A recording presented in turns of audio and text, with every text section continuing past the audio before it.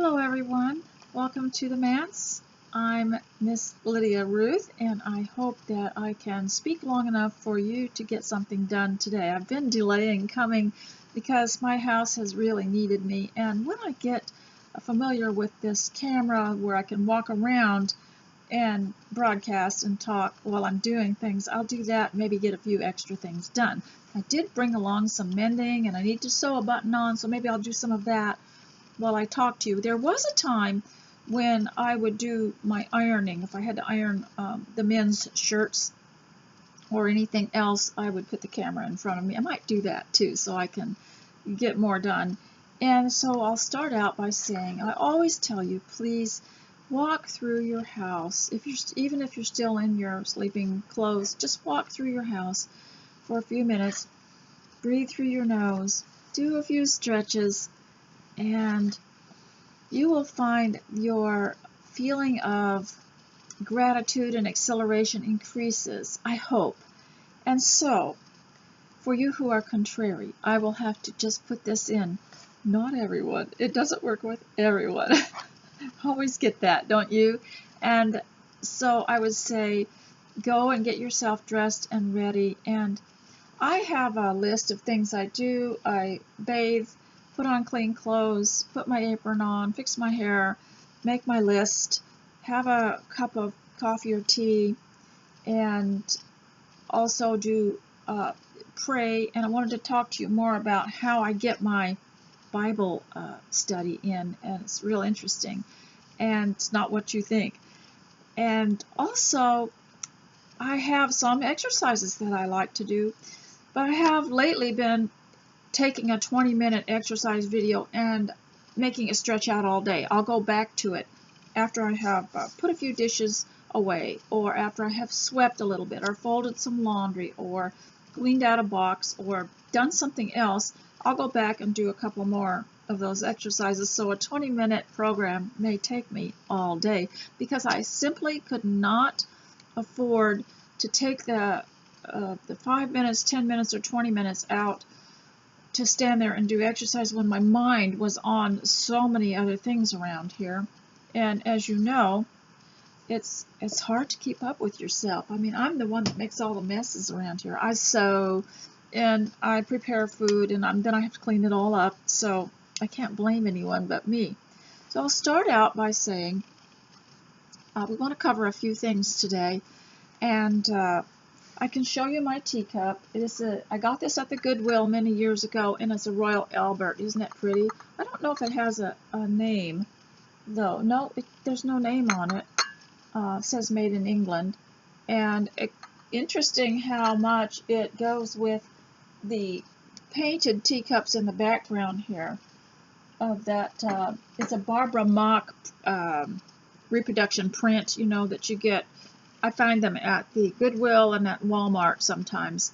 They're not expensive, but they express how I feel about my home. And although I like adventure and I like the idea of climbing mountains and stuff, now the only kind of walking I do is through my house to see what needs to be picked up and put away. So ladies, I want to start out with some poetry, because I think we all know about nutrition. We all know about how you might be lacking a certain nutrient in your diet, but in our mental diet and our emotional diet, we are deficient. We are poetry deficient. So I think that poetry, especially if read aloud, gives your mind and body some kind of focus and balance, especially if you're reading more meaningful, motivational type poetry. And this is from the old Edgar A. Guest book that I have talked to you about. And you know from previous videos that he was an Englishman that moved to the U.S. after one of the wars, and I can never figure it out which it is, but he worked for a newspaper and had to find human interest stories and poetry for a certain section of it, and just decided to write his own. That would have been easier, wouldn't it? So he's written a poem here called Greatness. And you know, our children, even the homeschooled children, I homeschooled my children, they always had an idea that they were going to do something great, and we women did too, didn't we? We're going to have to do something great, and we feel bad by a certain age if we hadn't started something or written something or created some kind of impact on the world and on life. But just being who you are, you know, God created you, and I once described what the Greek words and the Hebrew words meant. Fearfully and wonderfully made was meant carefully and particularly, with particular attention to detail. And so we're all special and we're all great, especially you homemakers who keep the home going and invest your life in the lives of others, that they might follow the right path, especially the girls of homemaking, of having the ambition to be Titus 2 women, where it says that the younger women are to be taught to be keepers at home, which means to be workers at home, which means to manage the home. And I knew a girl once who all of her friends were going off to college or going into a career, going to work, and they were going somewhere else. She said, I want to just stay in my hometown. That's what I want to do. So she did. She stayed in her hometown. I don't know what all she did, but eventually the man that she always liked came back from his journey into the fray to make his way in life, came back and remembered her and was glad, you know, that she decided to stay home. And I guess she did a lot of other things like quilting and helping her parents and other types of things.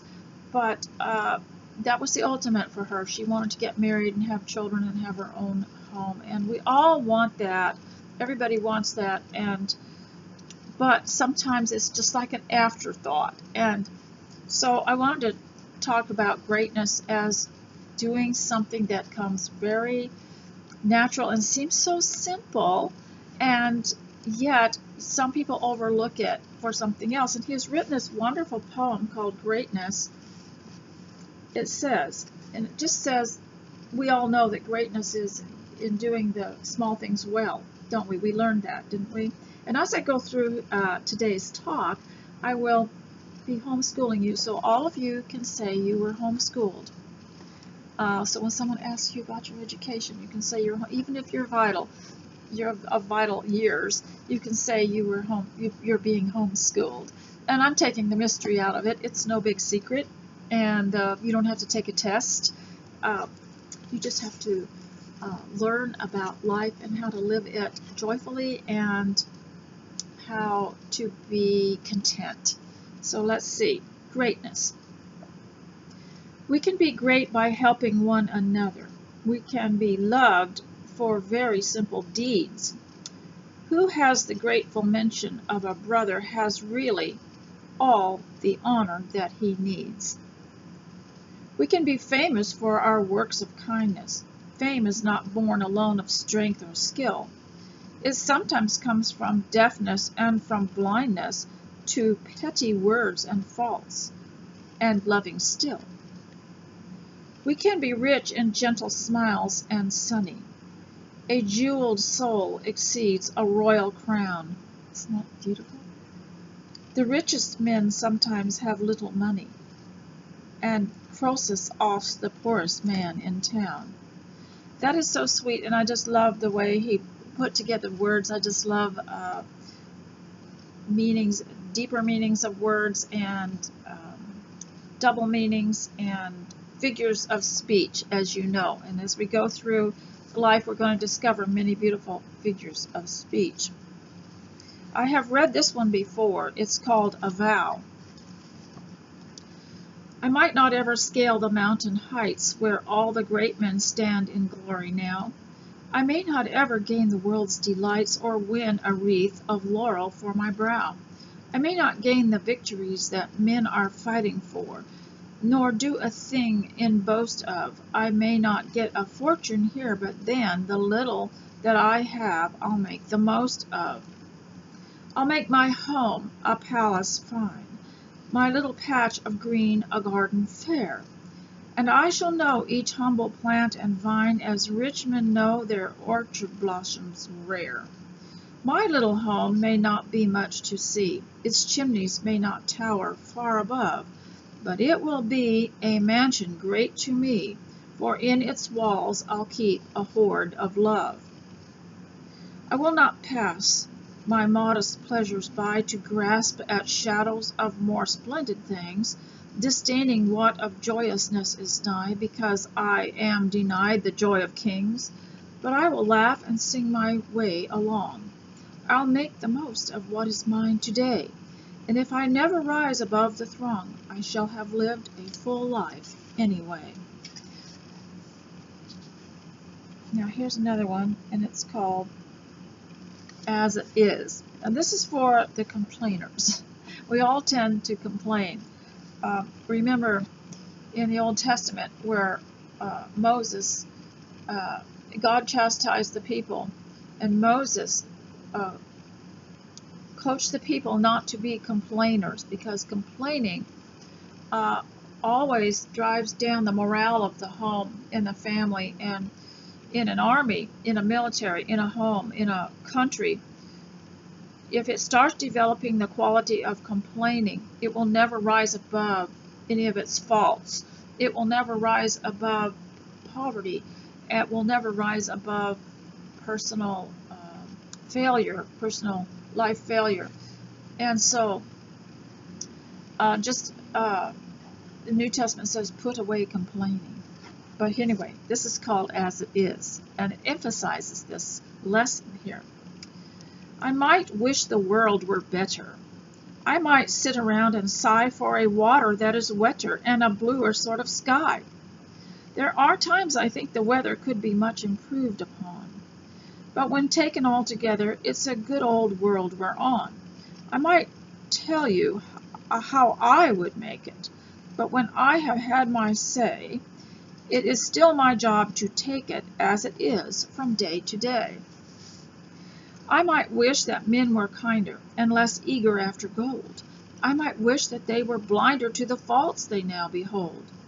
And I'd try to make them gentle and more tolerant in strife and a bit more sentimental o'er the finer things of life. But I am not here to make them, or to work in human clay. It is just my work to take them as they are from day to day.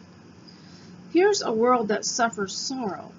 Here are bitterness and pain, and the joy we plan tomorrow may be ruined by the rain. Here are hate and greed and badness. Here are love and friendship too, but the most of it is gladness, when at last we've run it through. Could we only understand it as we shall some distant day, we should see that He who planned it knew our needs along the way. Now I have another one here that I've marked that I'd like to share with you, and it's called My Goals. And all of these are edifying because they help us reach a higher standard of life, which can't hurt us at all if it's a spiritual standard, and if we take it all in stride and in sensibility. My goals. A little braver when the skies are gray, a little stronger when the road seems long, a little more of patience through the day, and not so quick to magnify a wrong. A little kinder both of thought and deed, a little gentler with the old and weak, swifter to sense another's pressing need, and not so fast the hurtful phrase to speak. These are my goals, not flung beyond my power, not dreams of glory, beautiful but vain, not the great heights where buds of genius flower, but simple splendors which I ought to gain. These I can do and be from day to day, along the humble pathway where I plod, so that at last when I am called away, I shall not make apologies to God. I've read that to you several times because I like it so much. And at last, one more called Prayer for the Home. I've read this to you before also. Let me see what the next one is after that. Okay. Peace unto this house, I pray. Keep terror and despair away. Shield it from evil, and let not sin never find lodging room within. May never in these walls be heard the hateful or accusing word.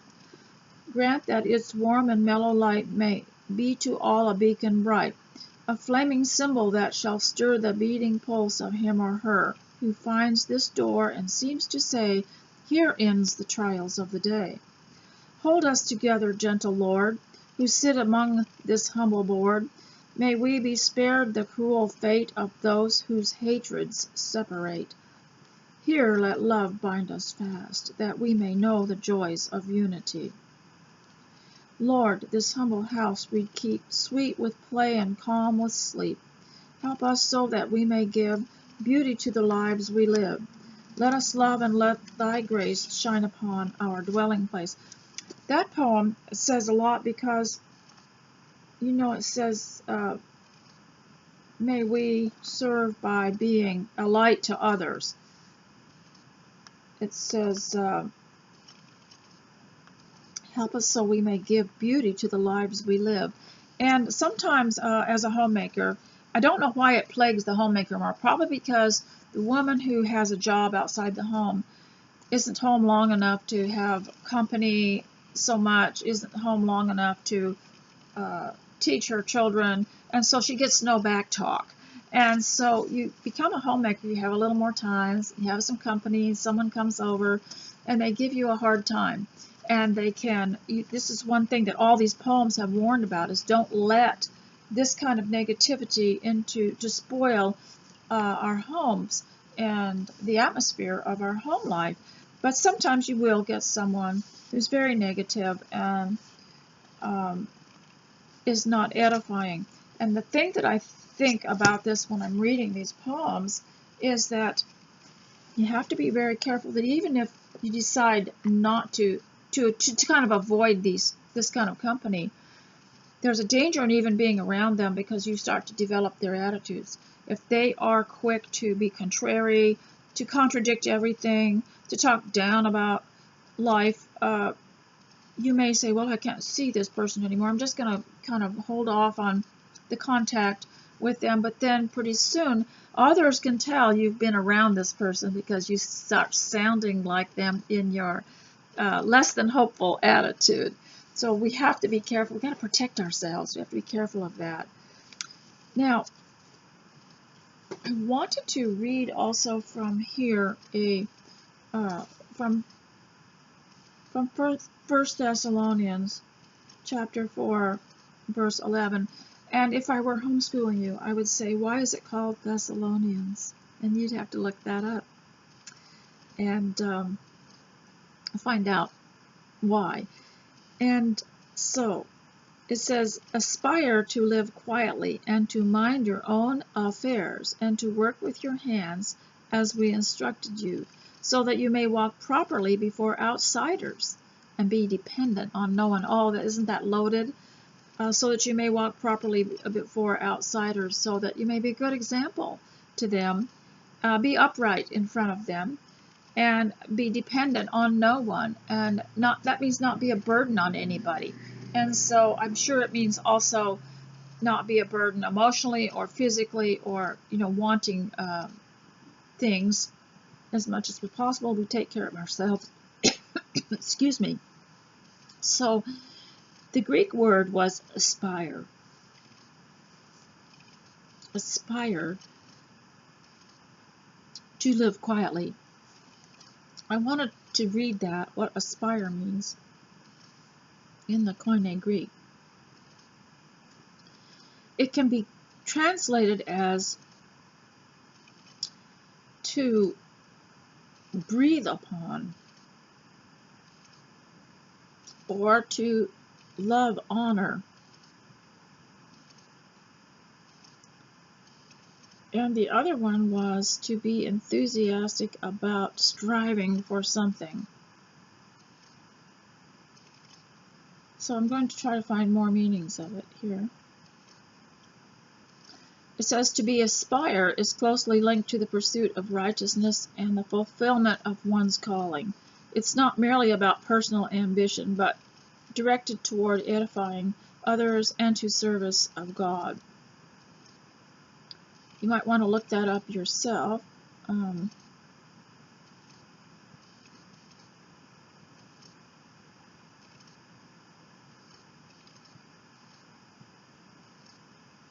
it says to want to do something bad enough to have a hope to do something. And I'm sure that I haven't quite found all the definitions of that, but aspire to live quietly. You know, David said, put a seal on my lips. We used to say, zip your lip. And I have often said the best thing about breathing through your nose, about nose breathing, is one of the things, of course, is that your nose has natural filters in it that filters out a lot of impurities, but it helps you keep your mouth shut. And so when you're around difficult people, or when you're around things that are rather disturbing, it can be better just to breathe through your nose. So aspire means to, in the Greek, means to aim for. So it says, think of yourself reaching up towards a spire, that really tall, tapered structure that you see sometimes on top of buildings. It means to reach for. And so when we're educating our children at home, we're not going to just load them down with knowledge and say, well, now you're finished, you're educated. We want them to have that attitude of aspiring for something, and to never let that go, to have these goals that are it's great to have goals that are totally unreachable, because at least you'll reach something. You'll reach some of it. Maybe it's kind of like climbing a lot of steps. I'm going to climb to the top of those steps, but you know you won't do it, but at least you'll do 2 or 3. You'll do something. And that's the same with my 20-minute exercise programs that I find on YouTube. I want to do 20 minutes of exercises, but if I just stretch them out through the day, at least I know I'll do some. And so, we all have the tendency to stop and not do anything if we can't do it all. I used to be that way with my sewing. As a teenager, I was allowed to get some fabric and sew a dress in a day, and my life was pretty carefree. But of course, then I got my own family and found out I couldn't do it in a day. So some ladies told us one time in a ladies' class that what she does is she gets it all cut out, and then when she has a minute after she has done something really essential in the home, she'll go and sew a seam, maybe just one seam. I had a hard time adjusting to that because I like to start and finish projects. And I've had to learn, even in cleaning house and getting it straightened out, that I might have to just do a little corner here and there, and just a little at a time, but it's so good for my brain. I feel so good even doing as little as that. Now, some people have expressed a desire to decorate their home and fill their home with good things, and to have pretty things around and a pretty home, but they think they, quote, can't afford it, or don't have the materials available to do it. But I wanted to tell you what it really is all about. And I have a catalog here called The Country Door that comes to my door, called Country Door. It's just a free catalog you can get in the mail. And it has things for the home and other things too. And one of the things I've been noticing lately that we have done like forever, from the beginning of time, from the first moments of our lives, I remembered, was cover our furniture with a blanket or a sheet or something that covered up all the flaws and the tears and the wear and tear on a piece of furniture. Well, now, what are they doing? And they're selling covers for couches that look very much like what we had. And it's about time, because we went through a stage where you could not get your couch recovered or reupholstered without spending a tremendous amount of money on it, and it was cheaper just to go get a new one, or it was just hard. It was just hard to have furniture. And now they have so many of them. I noticed our local grocery store, and it's called Bargain Discounts or something like that, a bargain store, grocery outlet or something like that. They had couch and chair covers that had elastic on all around them, and you just slip them over your couch. And I think they were just $20. And But I remember back in the day when we had to order a couch cover, and you'd have to get on monthly payments because they cost so much. And so you just take your grandmother's things, if you've got something that, like an old quilt or one of those crocheted blankets that had the roses on them and everything, and you just laid it across the top of one of your pieces of furniture. And there are other things you can do without having to buy anything. And if you had come to the manse here, you would have seen how I can fool you. I can fool your eye. And I have things wrapped around old cushions that's just a piece of fabric, or maybe it's even a shirt. And because of the color or because of what kind of expression I want to have, I can do it and nobody knows the difference. Now, of course, as far as living with it, it might not work as well because it's not permanent. But there are many things that you can do. And I noticed in craft books are so much fun. If I had a little place or a little room that I wanted to kind of use as a studio, I would have a brown paper bag and a cardboard box type of decor. You wouldn't even know, because you could just about do anything with that. And if you can sew, you can make anything. And if you craft, you can just do anything. And I noticed in this book called Tilda Studio, I don't know if anyone ever buys these Tilda books, but they're in the fabric stores. And sometimes you can get a pretty good discount on them on Walmart.com or eBay and Amazon.com. But she has a whole section in here on using cloth for home decor. And I find it quite fascinating because she had a how to make one of those bird cages. And she does it out of cloth. And that's like this one over here, which I got at the Hobby Lobby when they had their 50% off discount. And she has instructions on how to do it and how to put it together. It is a lot of work, but you know what? You don't have to buy anything.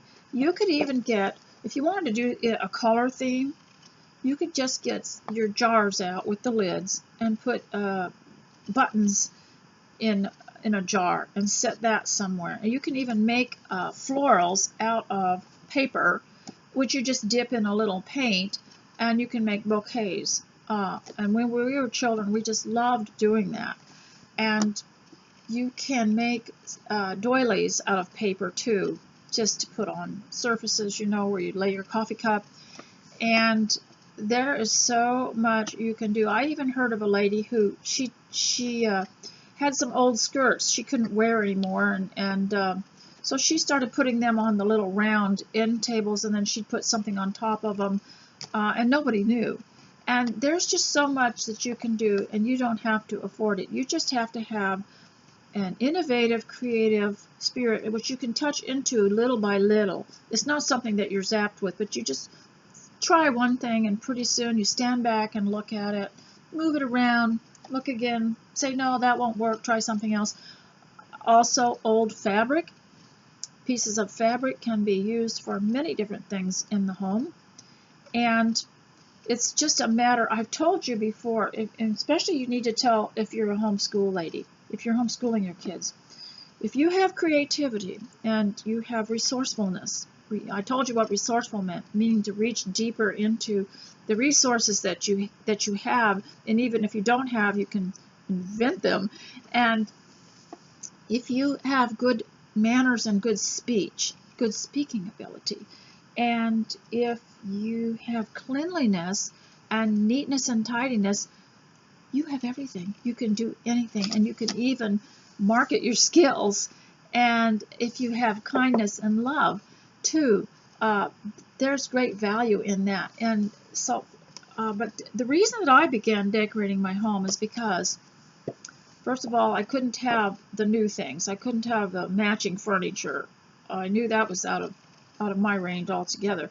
So I couldn't have my matching furniture, but I figured out If I could get small pieces for free, like a small end table or small whatever, and someone was always willing to give up a chair, that I could use fabric and make them all match. And I wouldn't even have to sew. It's like that picture I showed you. You just throw, put a throw, they call them throws, over something. And so I could use fabric and I could coordinate everything. And when I'm finished here, I'll take some pictures of what I've done around this room with coordinating fabrics, which I haven't sewn. So it's less trouble. I can always pick them up and wash them and use them, maybe actually sew a garment with them. And I love the Tilda books. This is called Tilda Studio, but she has a lot of them if you want to look them up. Now, of course, these people, no author is perfect, but and there might be some things you don't care for, but I just found it fascinating. She also tells how to make florals out of cloth and paper. But basically, it really is a decorating book, and I always loved to do it. Always gave me so much more joy to do that than to shop, because once you shop, then you come home and get depressed because your bank account's lowered. But if you can take what you've already had and increase the use of it, it's a lot of fun. And I even had one time when the grandchildren were here, when my descendants descended on me, I had a paper bag challenge, and we had a contest to see what you could do with paper bags. And the boys were making ships and cars and many things. We were making things for the home. We were making, you could even make a painting. You could paint on them. You could make frames out of them. You could do so much, and be kind of interesting to have a little gallery or a room that had all those things. And when we did a play, we did The Boy Who Cried Wolf, and the boys were making all the props out of paper bags and string and tape. And they made a wolf mask, and they made sheep in a field, and they made a sheep in a pen, and they made a sword. They made many different things for props for this story. And we once did a play with my grandchildren for one of Paul's missionary journeys, where there was a shipwreck. They took those paper bags and cardboard, and they made ships, and they made the planks that were floating on the, and then one of the couches was an island, and the other couch was a ship, and they had everything was air, like an Airbnb, only an air play, and we had to imagine everything. So much fun. But they did make a lot of props out of they made a snake. Remember, the snake came up, and when Paul and his crew landed on this island, and they made everything out. It's more fun making the props than they did doing the play. And we had a narrator, and then we had the players and that played parts. We even did David and Goliath, and all the armor and everything out of the paper bags. I saved them, unfortunately. That's why I've got that room back there. I think they'll probably never do that again, and I wanted to save a part in history, or my own history. I might have a museum someday. Who knows? So that is my little spiel on homemaking and housekeeping. I started home decorating because it lifted me up, and I figured out that if you had something on a wall, no one would look at the crack in your floor, or no one would notice that your doorknob wasn't quite working, or that the house was rather, that we weren't wealthy.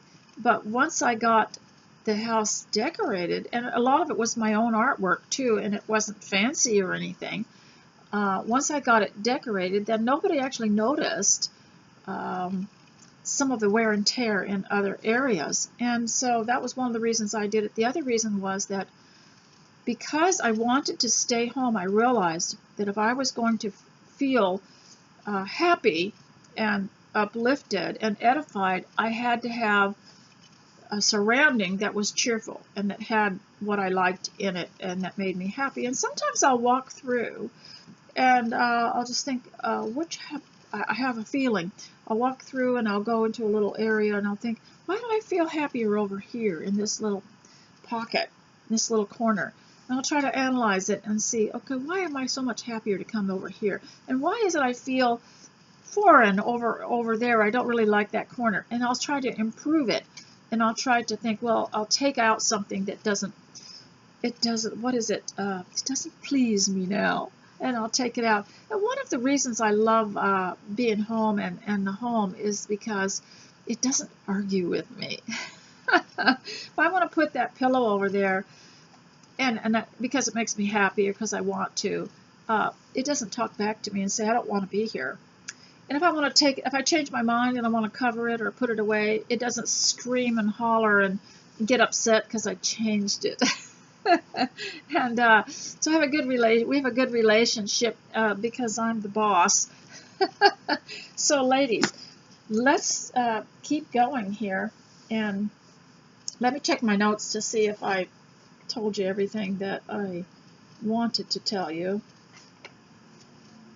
Oh yes, when you get in a tight spot in your home where you just kind of don't know where to go, and this happens a lot, especially if you're busy with your children, you've got your meals to prepare, you've got your grocery shopping to do, you've got your laundry, you've got to keep up with things, you don't want to let it go.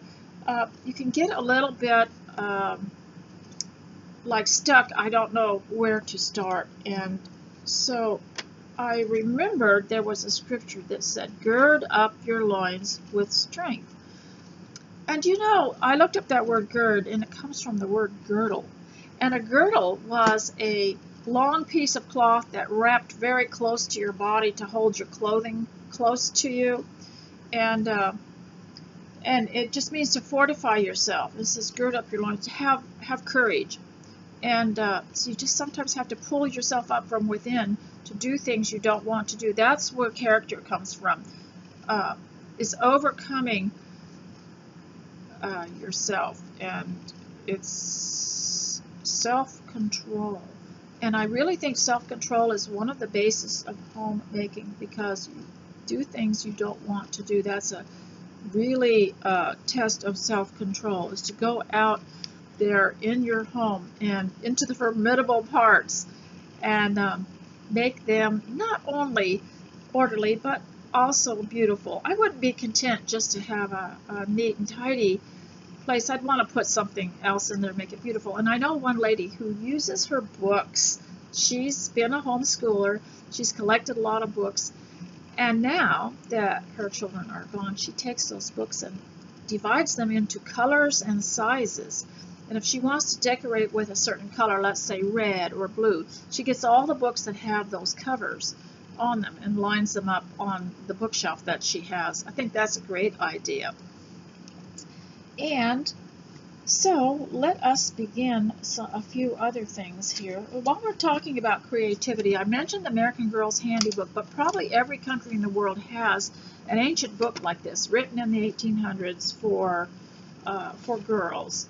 It says how to amuse yourself and others, and it was called a handy book.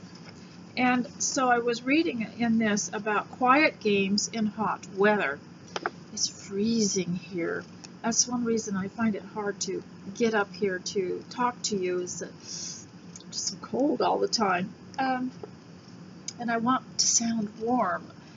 And so I decided that, I've told you before, get books like this and then start a scrapbook with them. Like what I would do probably, if it was a folded paper project, I would put it in the chapter where it taught how to make this folded flower or something, and I just leave it in the book.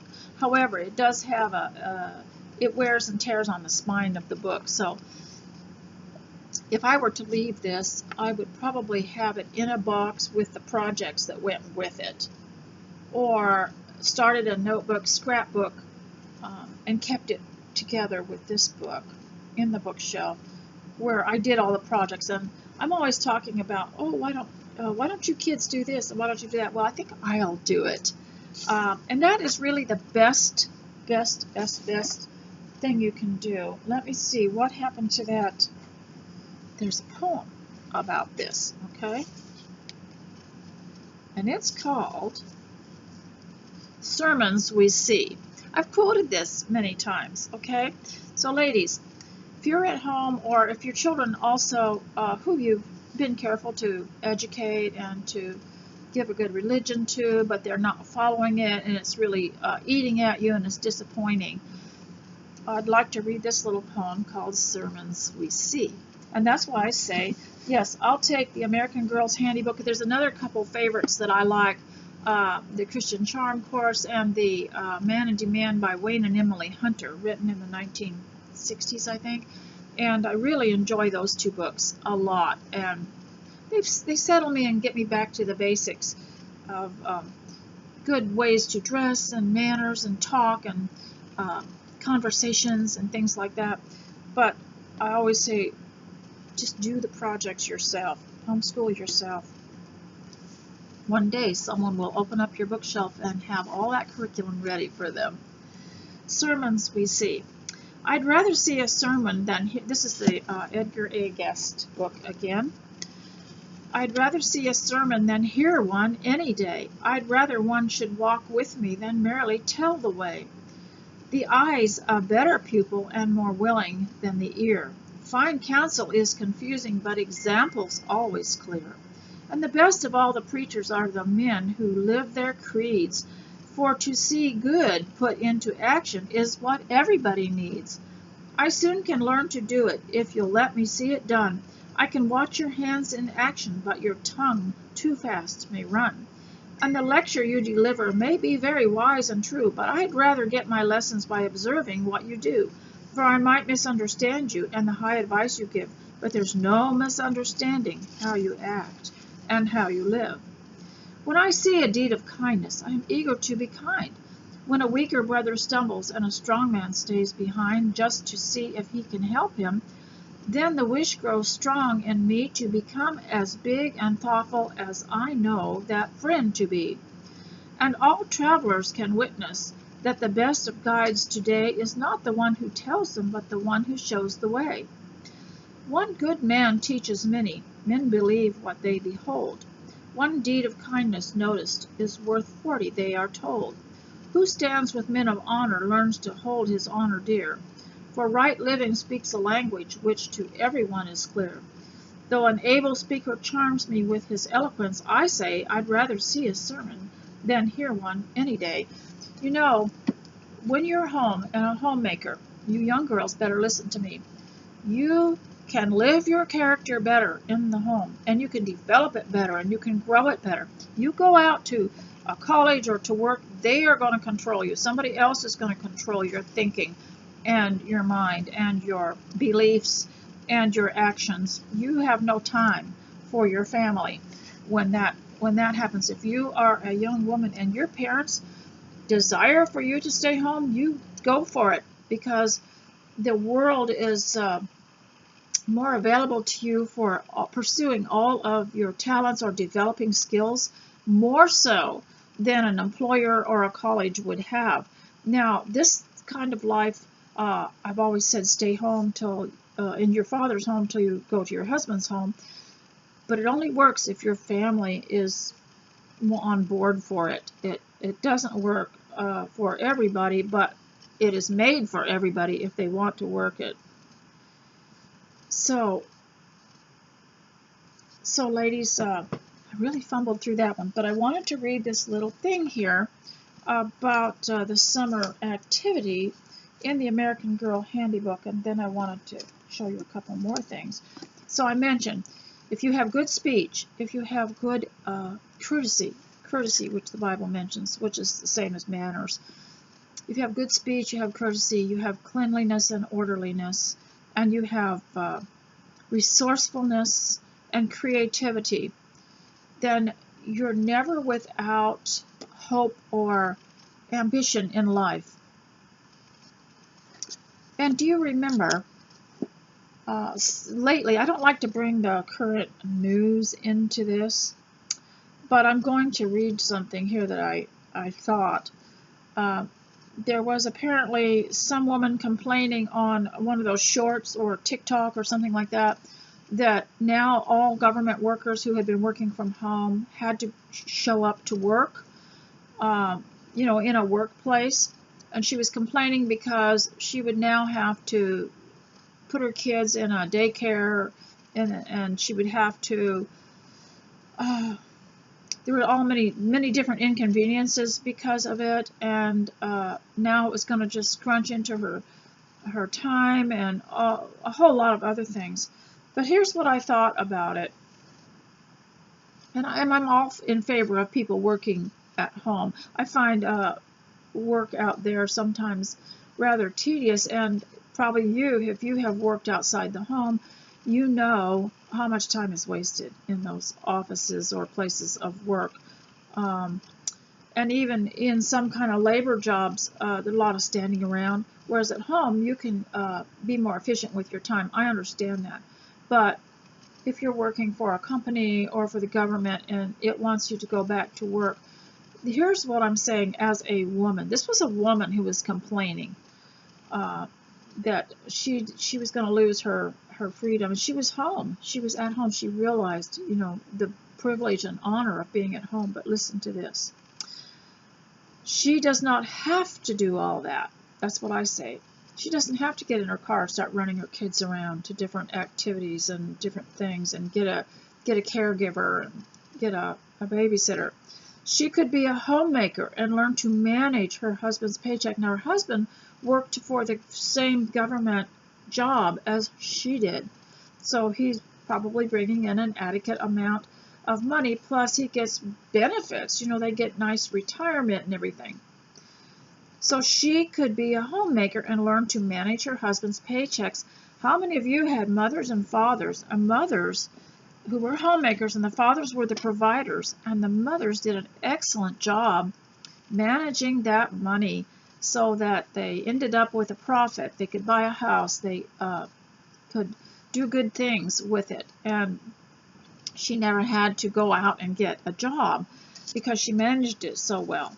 She could learn to manage her husband's paycheck, take care of her own children, homeschool them, shop for the best food prices, and cook and eat at home.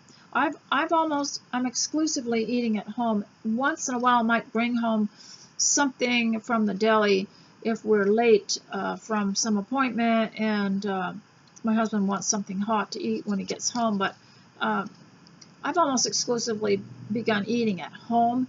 Almost always. I didn't eat out much anyway, but almost totally at home. That's why there's so much work in the kitchen. And I've learned to one-pan cook if there's just the two of us, where you start out with the hardest product, the meat, and then you add the next thing that you want in there until you get the lightest thing that needs the less cooking. And it makes a wonderful sauce, and then it's just one pan. Shop for the best food prices and cook and eat at home. Make a happy home life for herself. Sew and plan inexpensive or free vacations. Many women are doing this, and many more did it throughout all the ages. Her life could be so much calmer, and she doesn't need to be driving all over the place all the time. And it's less expensive and less wear and tear on the car and on yourself to be home. And it's also less wear and tear. You have to look at life as the cost of things, not just in money, but the cost on your health and the cost on your nerves and the cost on your emotions and just the cost of the time.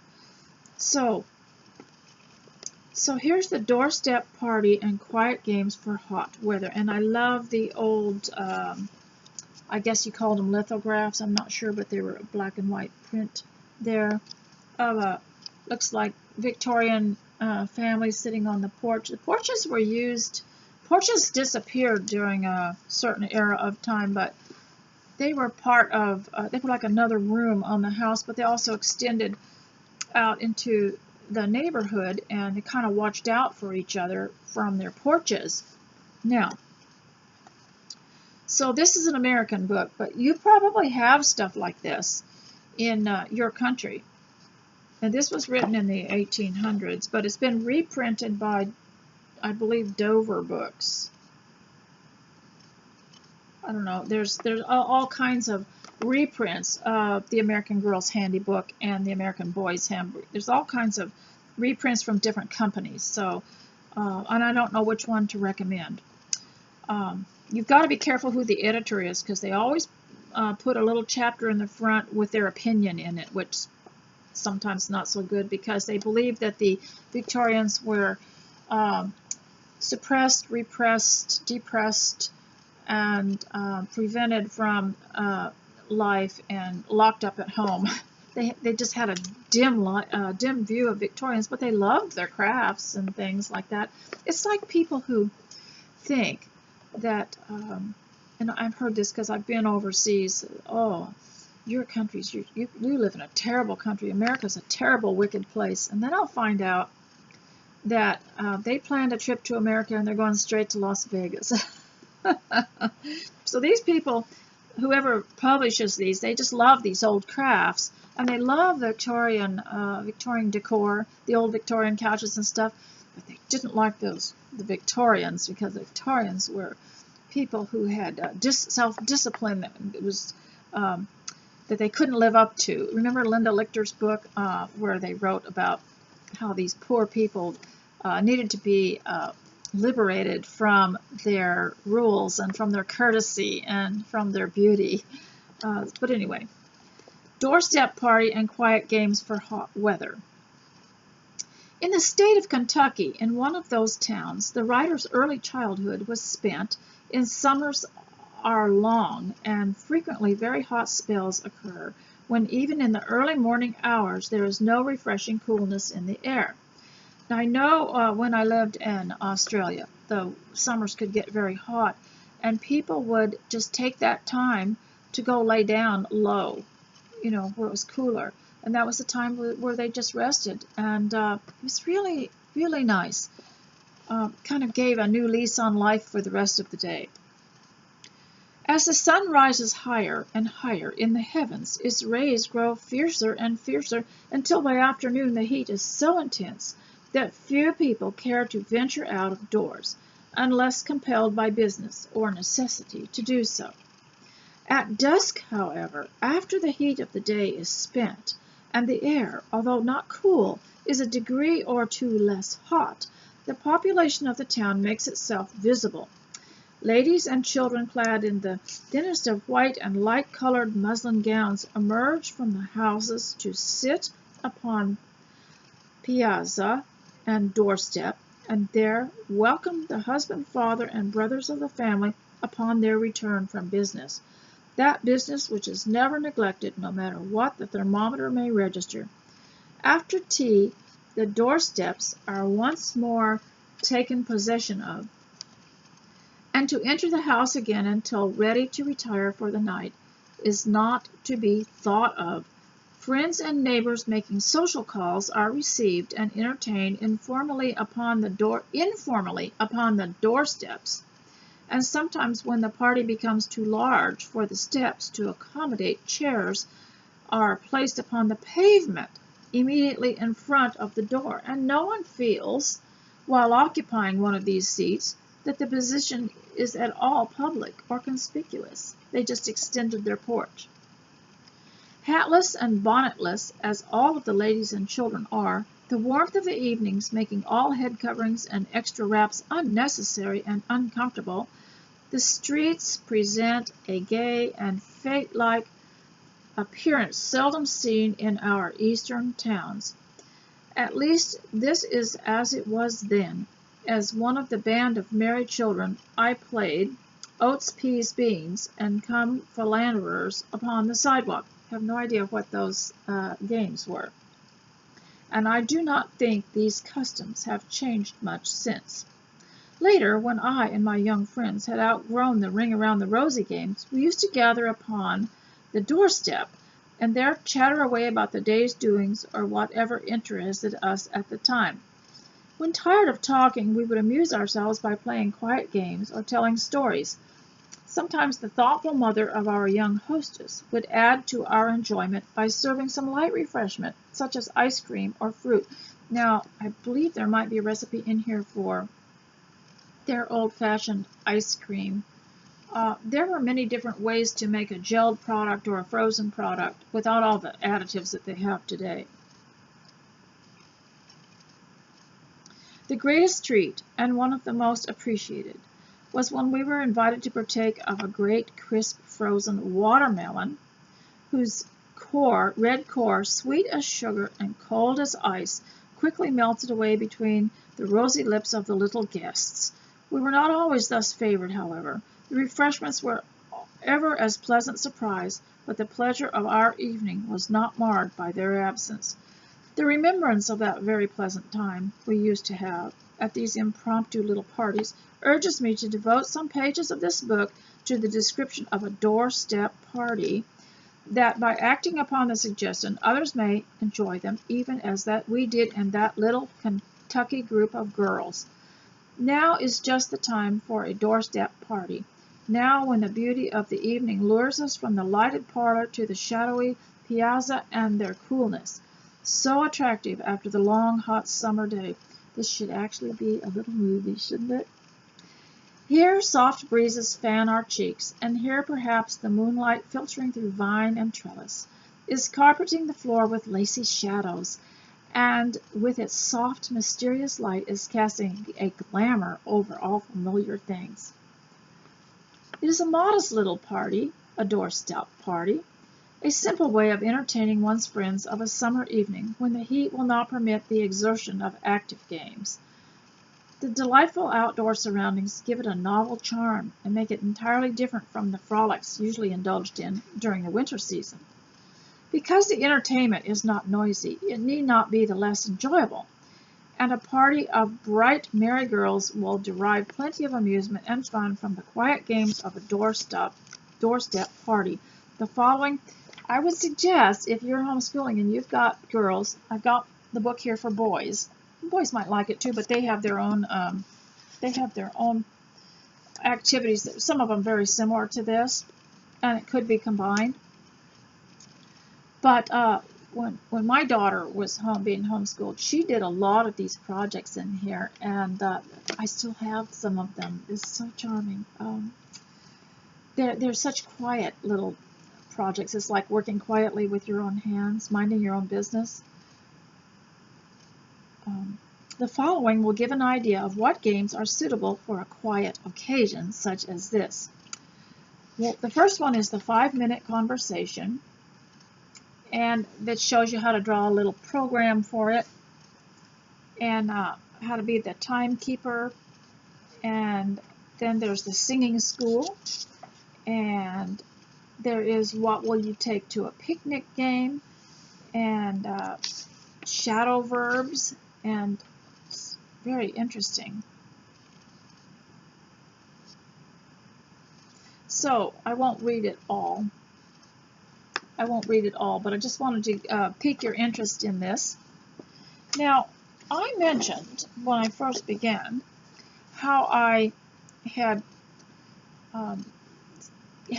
included Bible study in my day, and I always had trouble disciplining myself to, read a certain Bible study or even a devotional book. I just couldn't focus on it, couldn't concentrate on it, and felt bad because I really wasn't reading like I wanted to. But when we got into homeschooling, I just wanted to tell you, it's in everything. It's in your history, it's in your science books, it's in your reading comprehension books, it's in your math books. Yes, they have scriptures on the top of each of the sections that we were doing that showed some how math related to scripture, and finances and things like that, and would have the scriptures with us, so we would start to delve into the scriptures a little bit more. So I wanted to show you how this works, okay?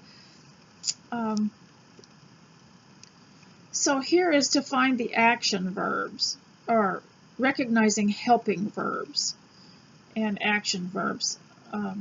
So you had to underline the verb phrases, like guide is a verb meaning action, and will guide is the phrase, verb phrase, like play is action. and will play. That would be the phrase, the verb phrase, okay? So I just wanted to read this little list of things and show you how it worked. When I was reading last time to you, I read one of these where you had to identify certain parts of speech, like nouns and person, place, or thing, you know. And one of the sentences in here, in this is the ABECA Teacher's Edition of Grammar and Composition 1. One of the sentences was, when the Apostle Peter preached the first gospel sermon on the day of Pentecost, many souls were added to the Lord's church. So you had to underline certain words to indicate what they were. It was a double underline for some, and it was one underline for the noun. Well, my children and I would look at a sentence like that and say, who was Peter? And where do you read about him in the New Testament? And let's look a little bit about how he got there. What did he say in the first gospel sermon? Is it recorded in there? And it's said in the sentence in Acts chapter 2, on the day of Pentecost, when Peter preached the first gospel sermon, many souls were added to the Lord's church. So we started to look at that. There's our Bible study. Who was he? So we had to go to the scripture and read, what did he say in that sermon? What was the day of Pentecost? That's your history, and it shows you what all would happen on that day, and what did he tell them, and how were their souls added to the Lord's church, and what does church mean in Koine Greek? And it was ecclesia, the called out. And so we got educated, but we started to learn the scriptures just because they were included in all of our subjects. And even in history, there were so many opportunities, because you would find a historical figure that was recorded in there who quoted God's word and decided to live by it, and to serve God first. And so this is how we started to use scripture throughout the day, because it gelled better if it was put in these contexts. So here are some of the sentences. See how beautiful it is to have a Christian education, and why the powers that be don't like it, because it goes deep in your heart. It goes deep in your soul. It gives you stability. And not only are they learning to spell, to read, and to write, but God's word is going into their mind, and it has a deep effect on them and on me. So let's see, the mother can learn along with the children. So that's why I always said my children and I grew up together, because I got to see a side of education that I didn't have. So, I will guide thee with mine eye. Well, we would look that up and find out where in the scripture that was. And what did it mean? And of course, we underlined the action word, yes.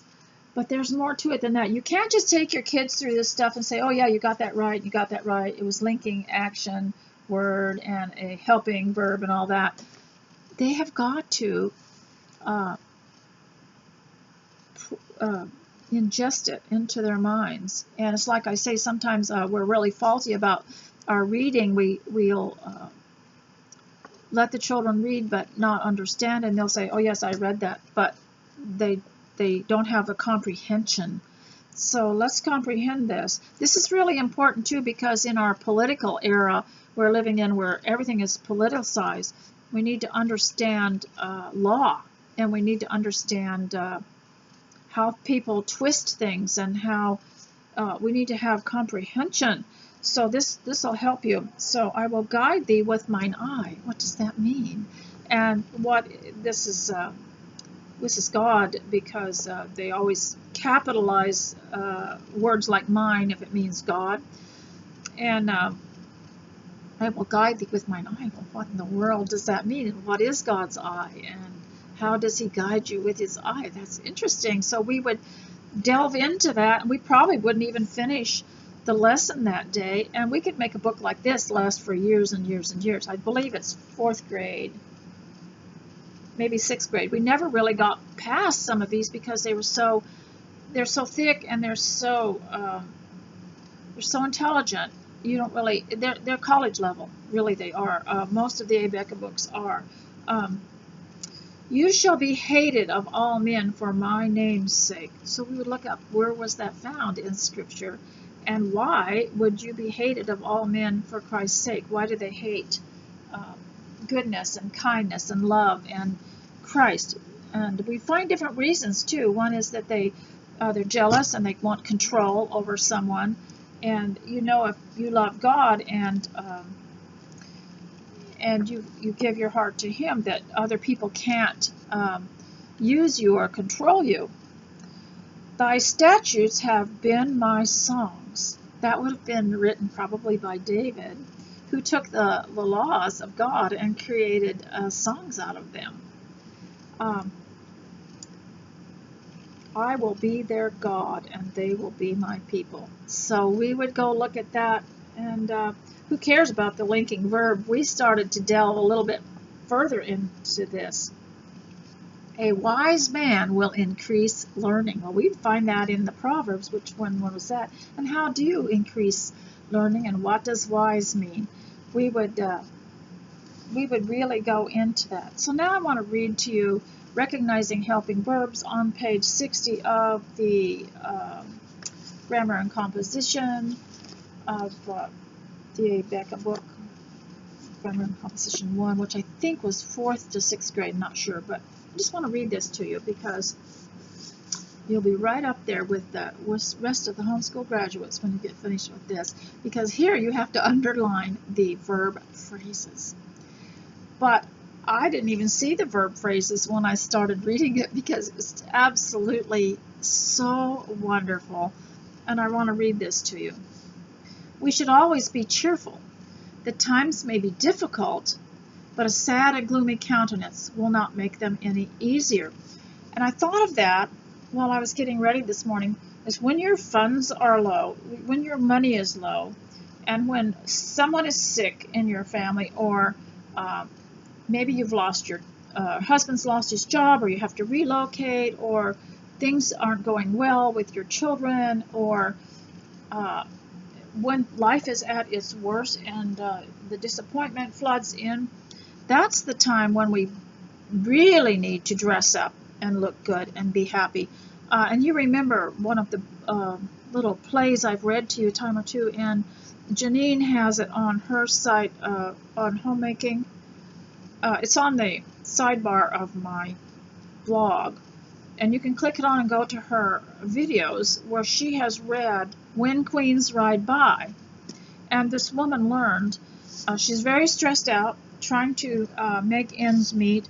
Her husband did have a job, but she decided she needed to help out, so she went outside and started to work really hard out on the property they were leasing or buying or something. And a lady who stopped by, whose car broke down, came up to the fence to talk to her about just to talk woman to woman, and her husband was fixing the car, and so she was saying that her husband didn't ever want her to be out working because he wanted one of them at least to be calm and stable and healthy and hang on to the home life. And from this whole lesson, that this woman named Jenny was listening to her talk about this and kind of envying her because she looked relaxed. This stranger, she looked relaxed. In fact, I think she was just called Stranger in the play. She looked relaxed, and she wanted a life like that too. But after the woman left, the conversation began to dwell in her mind, and she went back into the house. She bathed, got dressed, bathed the children, dressed them, cleaned up the kitchen, put in some stuff in the oven, started to cook, and she just looked wonderful. And so when her husband came home, instead of seeing a distraught woman who couldn't keep up with things in the house and who was worried about money, he saw a woman that he wanted to relax, and that gave him some peace from his struggles in life. and how it improved their life. And if you can go and listen to that, I'll put a link to it so you can listen to that today.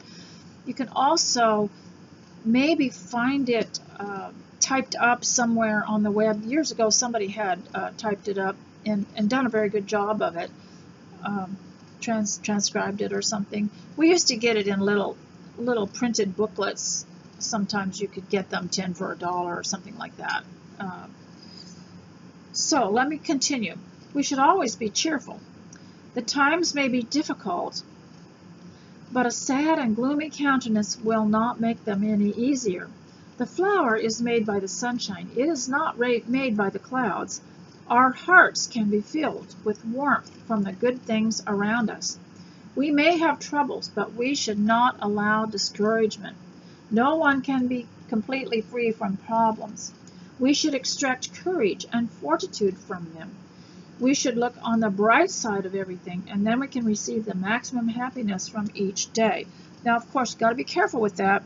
You can't go around telling people to look on the bright side if they're suffering very badly. You let them do them, and you do you. You know, you don't want to throw cold water on people, and you also want to not sing songs to a troubled heart. You want to be careful to be properly sympathetic and empathetic, but extract courage and fortitude from them. Well, we would stop and we'd say, okay, let's look at that word fortitude. Have you ever heard of that?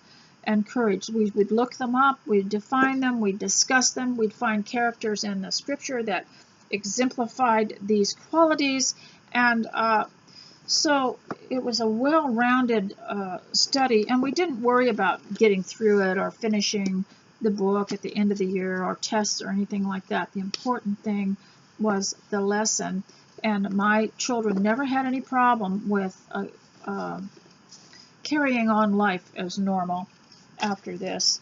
So, ladies, I'd like to stay here longer, but the clock on the clubhouse wall says it's time to go, so I will say goodbye, and thank you for your encouragement, and thank you for all you do for me, and I hope that this has been good for you. I hope to start reading Emma sometime and talk more about wives and daughters. In the meantime, I just want to say one more thing, is on the days when I feel more fragmented in mind, or let something disturb me, or get caught up in something else, I realize I either have not done my preliminary care, the dressing and bathing and the morning routine. I have not done that, and that is a fortification for me, and it really does help. It just really sets the standards. And if I was a qualified life coach, then I would run your life for you, and if I were a qualified exercise guru, I would do that for you too. So in the meantime, and then maybe next time I'd like to talk about colors and the effect of color on our mood, and especially, you know, also the brightness and the light and the things that come from nature. So I will talk to you later, and in the meantime, stay close to Christ. Bye.